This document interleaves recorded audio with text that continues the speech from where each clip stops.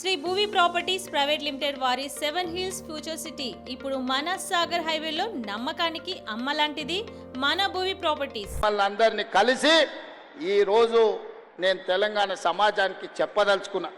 మిత్రులారా, ఒకనాడు బట్టలు ఇచ్చేది మా మురళి గారి పిల్లలతో మాట్లాడి, ఆనాడు బట్టలు ఇస్తే 3 రోజులకే గుండీలు ఊసిపోతున్నాయి, పుట్టిన కుట్లు ఊడిపోతున్నాయి, తొడుక్కోవడానికి పనికి రాకుండా పోతున్నాయని నాకు చెప్పడం జరిగింది.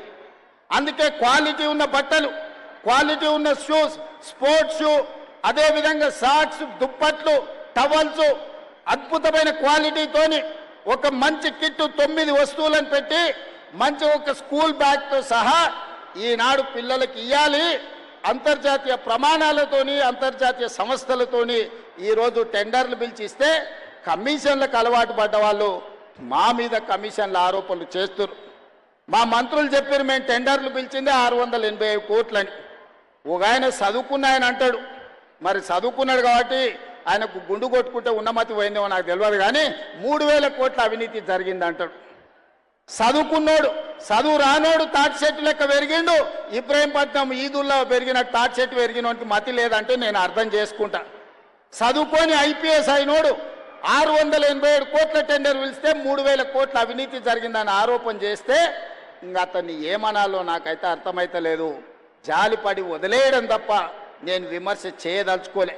అందుకే ఈనాడు క్వాలిటీ ఉన్న బట్టల్ని, క్వాలిటీ ఉన్న షూని, ఈరోజు నాణ్యమైన వస్తువులను అందించాలని ప్రణాళిక పెట్టుకున్నాం.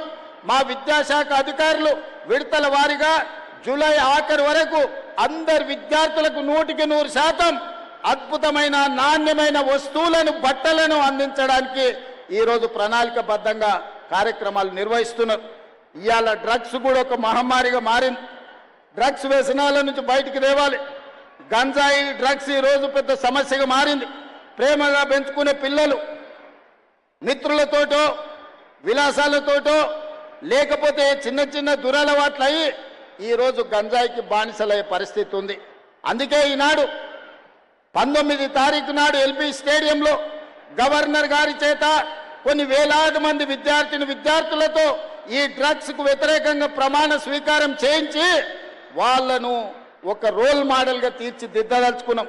అందుకే ఈ పాఠశాల విద్యార్థులకు నా సూచన, ఎక్కడైనా గంజాయి తాగినట్టు కానీ గంజాయిని చూసినట్టుంటే తక్షణమే పోలీసు వాళ్ళకి చెప్పండి. మీరే మా సమాచార వ్యవస్థ. ఈ సమాజాన్ని బాగు చేసుకున్న బాధ్యత మా విద్యార్థుల మీదనే ఉంది. ఎక్కడ డ్రగ్స్ ఉన్నా, ఎక్కడ గంజాయి ఉన్నా, ఎక్కడ గంజాయి బానిసలు ఉన్నా పోలీసులకు తక్షణమే సమాచారం అందించండి. వాళ్ళ మీద కఠినమైన చర్యలు తీసుకోవడానికి ఈనాడు మన